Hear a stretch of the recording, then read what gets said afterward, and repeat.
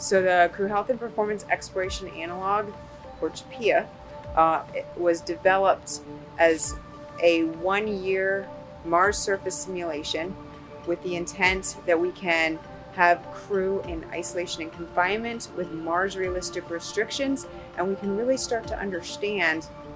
how those restrictions are associated with their health and performance over that year.